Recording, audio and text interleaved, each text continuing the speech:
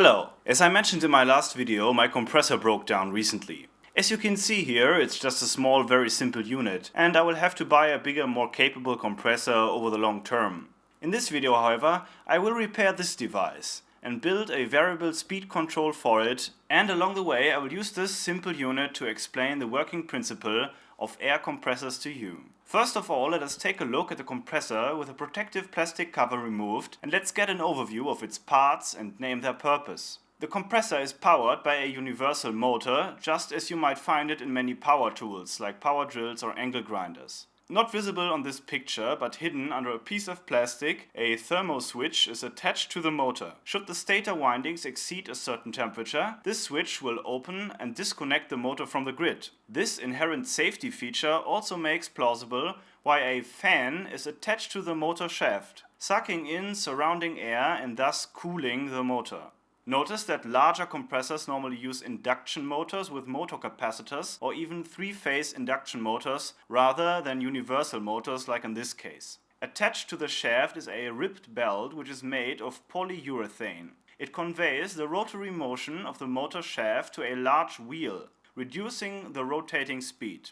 On the wheel we find an eccentric axle which has a rod and a piston attached to it. The piston head sits inside a metallic chamber which obscures our view on the inlet and discharge valves. Through the inlet valve, surrounding air flows into the cylinder chamber, while through the discharge valve air is forced from the chamber into the air storage tank. On top of the chamber, cooling fins can be seen. This is necessary because it is a fact of thermodynamics that wherever gas is compressed, heat is generated. For that same reason, yet another fan is attached to the wheel which drives the piston. From the discharge valve, the discharge tube leads to the large air storage tank, which also provides the base for the compressor. On the bottom of the tank, a small valve can be seen. This valve can be used to release the pressured air from the tank or to remove water that inevitably collects inside the tank during compressor operation. This happens because of the natural humidity of the surrounding air. That water should be released regularly to prevent the air storage tank from corrosion. On the left hand of the storage tank we find a number of parts that we can take a closer look at on this picture. This is the main pressure gauge, which displays the pressure of the air inside the storage tank. The gauge shows the pressure in bars as well as in PSIs. The maximum pressure this compressor is rated for is 8 bars, which equals to around 116 PSIs. Hidden inside this black enclosure is what is called a pressure switch. It's basically an electric switch that will disconnect the motor from the grid once the air has reached the rated maximum pressure. This red knob is part of the so-called regulator. It can be used to limit the pressure of the air coming out of the main outlet to a value smaller than the pressure inside the tank. A useful feature, since many tools, like for example many paint guns or chisels, usually need only a pressure of under 4 bars to be operated. This somewhat hidden but very important part down here is the so-called safety valve. It will open should the air in the tank exceed the rated pressure value.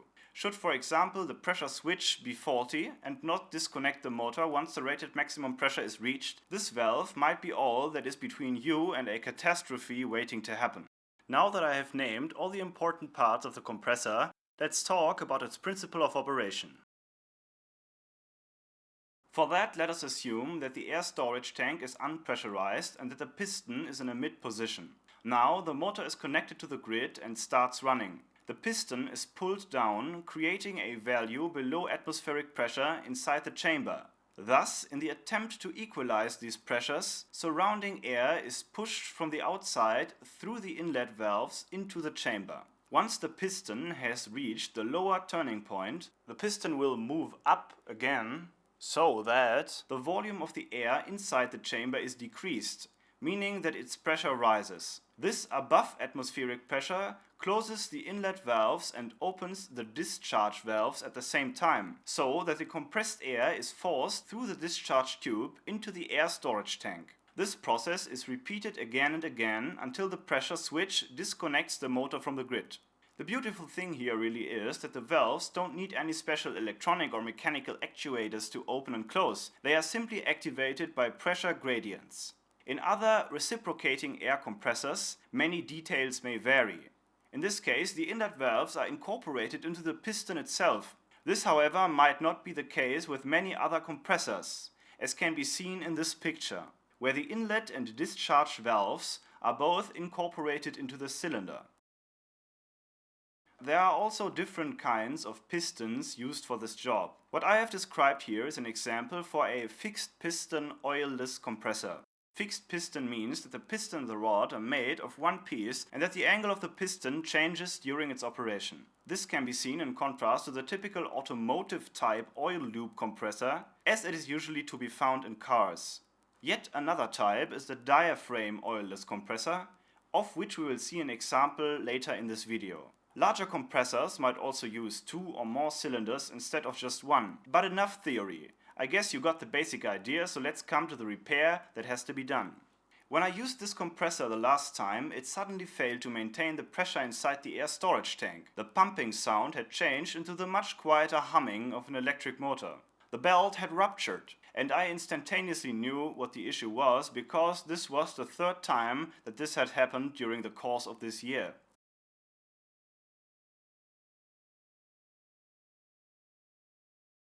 When inspecting this pulley closer, it can be seen that some drops of plastic or glue is sticking to it. The last 2 times this wasn't so obvious, but I guess it's clear that the belt must have overheated during operation, literally melting away. Therefore, I will have to find means to slow down the motor to prevent this from happening again, but more about that later in the video. First, I will install a brand new ribbed belt, which I just bought on eBay. It cost me around 15 euros, by the way.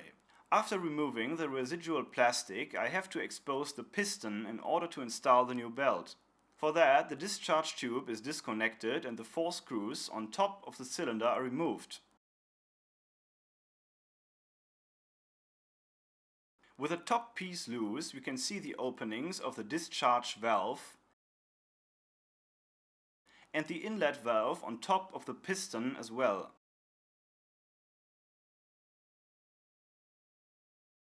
Now it's time to pull the new belt on the pulleys. When I did this for the first time, it took me half an hour or so to do this. But as you can see, I already have improved my belting skills. Before calling the job done, I make sure that all 4 ribs of the belt are inside the corresponding grooves on the pulleys. After that, the compressor can be put back together again. To prevent the belt from overheating again, I will now build a variable speed control unit for it. For that, I use a phase-fired controller which I have salvaged from a vacuum cleaner, which I have picked up from the trash years ago. The circuit is quite similar to the controller which I found inside the reciprocating saw in my last video. It again is a triac which cuts the sinusoidal line voltage at a certain phase angle, which can be varied by turning a potentiometer that is part of an RC circuit. The bigger the phase angle of the voltage at the triac's gate, the smaller the effective value of the voltage across the motor. I put the PCB inside an old enclosure that I recently received from an old man who used to be an electronics hobbyist since the 1960s. He gave me literally hundreds of devices and components that he collected over several decades, and he was very glad to find someone who has still some use for these kinds of things. After connecting all the wires and installing a potentiometer to the enclosure, I can now test the compressor.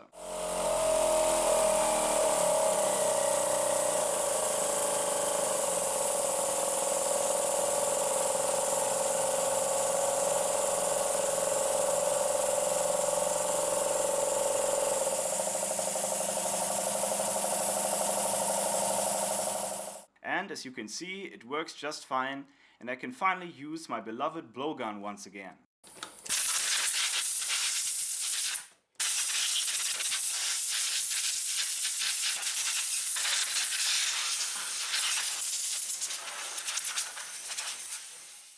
I hope that driving the compressor at around 50 to 75% throttle will prolong the lifespan of the new belt.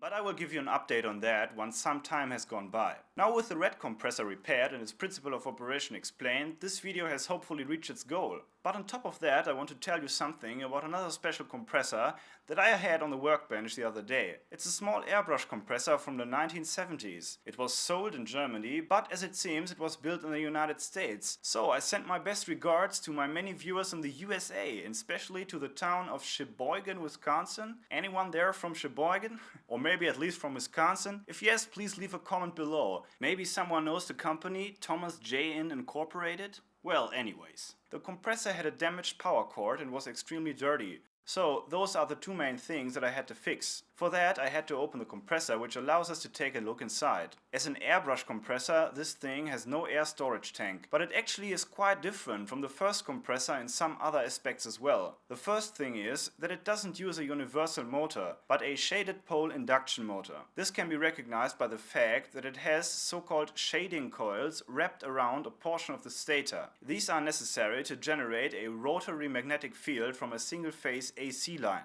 If you want to know more about how to differentiate different motor types, then watch my video about the brushless DC motor. Another big difference to the first compressor is that this is actually an oil-less diaphragm compressor, as I mentioned it before. Here you can see the movement of the diaphragm. After cleaning the compressor and replacing the power cord, this old-timer is ready for action again.